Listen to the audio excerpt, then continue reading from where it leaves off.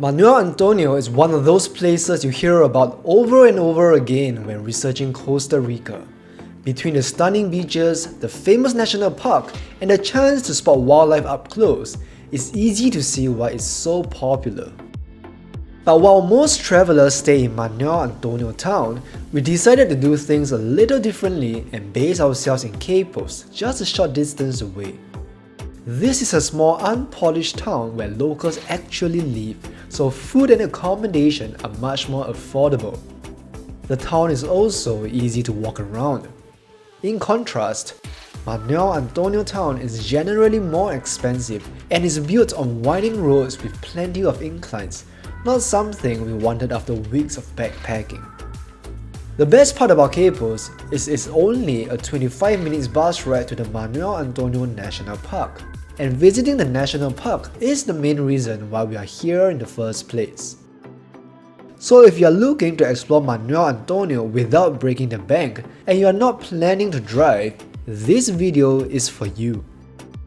I'll walk you through a detailed guide on what to do in the area, plus our recommendations for budget-friendly places to stay and eat. Before we could step foot in the world-famous national park, we had to grab our tickets first, and the only way to get tickets is online at the official site. You won't be able to buy tickets at the entrance, and fair warning, the number of spots are limited each day, so it's best to buy your tickets well in advance. They also have strict rules about not bringing in food or disposable plastics into the park. No candy wrappers, no bottled waters, nothing. If you want water, you'll either have to buy it in the park, which is expensive, or bring a reusable water. Unfortunately, reusable bottles are exceptionally expensive in this part of town. Luckily, we found this children's bottle from the supermarket near our hostel for about $6, which we periodically refilled using the free water fountains in the park. If you are thinking about whether to hire a guide for the national park, we recommend doing it if you haven't already done a similar wildlife tour in Costa Rica. We actually did a similar tour like this in La Fortuna, and we felt it was more of the same. But if this is your first time in Costa Rica, I think hiring a guide for your visit to Manuel Antonio National Park is worth the extra price. These experts have a trained eye for spotting animals that are otherwise impossible to see. Plus, they usually carry powerful scopes that make it feel like the creatures are up close. For us, we booked a group tour with Jason via Airbnb Experiences at $30 per person. He was hilarious, kept the tour entertaining, and used a huge fancy Swarovski crystal scope to show us insects, animals, and birds up close. The only downside? The group had 8 people, so everyone had to take turns with a telescope.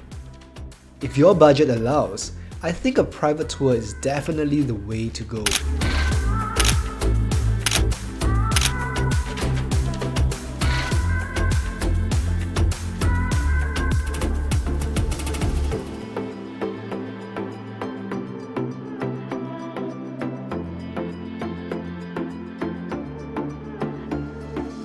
Costa Rica can get quite hot, so the best time to visit the national park is in the morning. We booked the earliest 7 AM time slot and the temperature was nice and cool. By 9 o'clock, the weather started to get really warm. The beaches inside the Manuel Antonio National Park are said to be the best in town. Both the Manuel Antonio Beach and Playa Espadilla Sur are blue flag beaches, which means they are really clean and safe. Even with plenty of people around, we didn't feel too crowded on the sand. There are also bathrooms where you can change into your swimsuit. Although most people are tourists and it's generally safe to leave your belongings unattended, be mindful of monkeys, as they may snatch your stuff.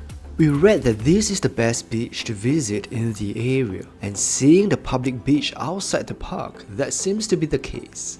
So if you're planning a beach day, make it a day you also visit the national park. After the guided tour, we explored the park on our own too. It's a good chance to walk around at a slower pace and see the unique flora up close.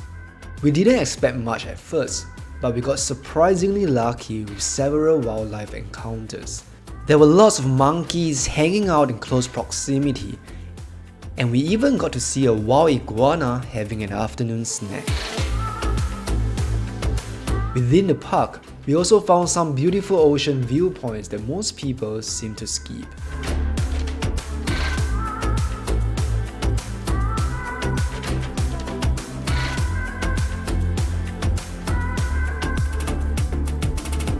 After our park visit, we headed straight to El Avion.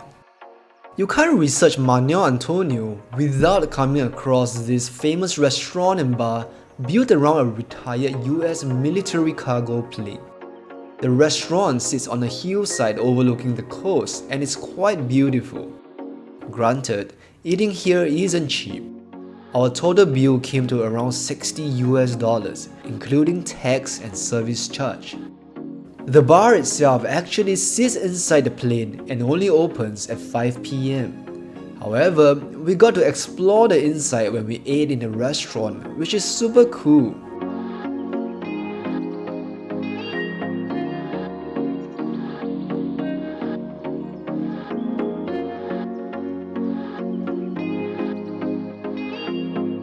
Getting between Quepos and Manuel Antonio is super easy.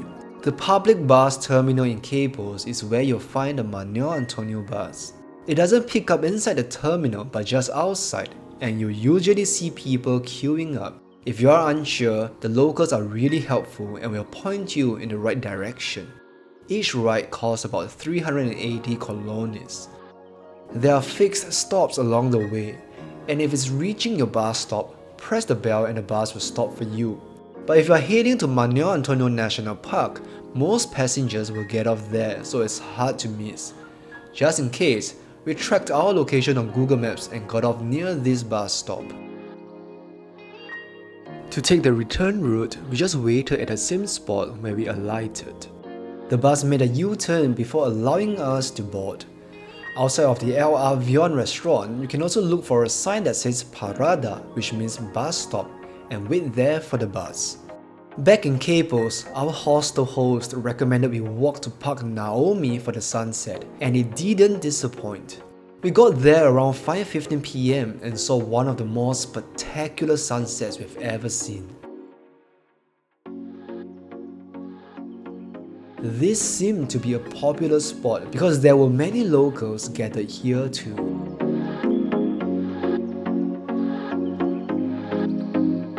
Just a heads up though, it gets dark quickly, so it's best to head back before nightfall.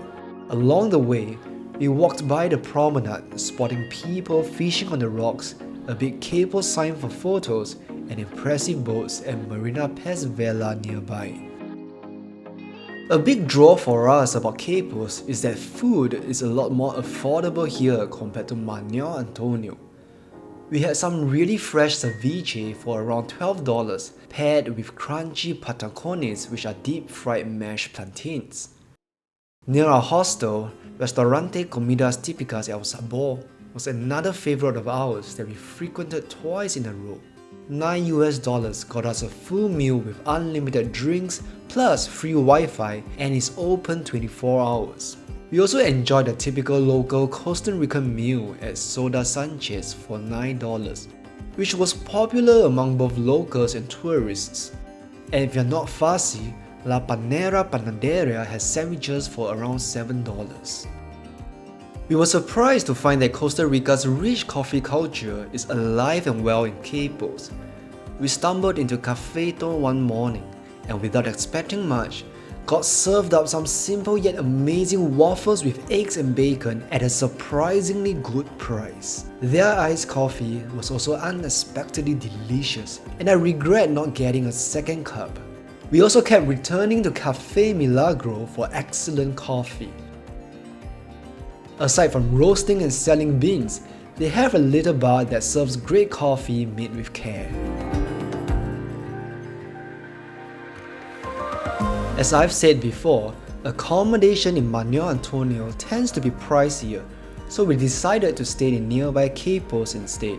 We found a private ensuite room in the hostel for only $45 per night, which was just minutes from the bus station and next to a supermarket.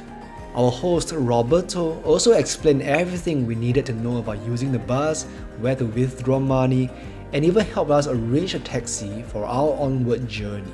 And that's all for our Manuel Antonio guide. And if you're planning your own trip, check out the links below for more details.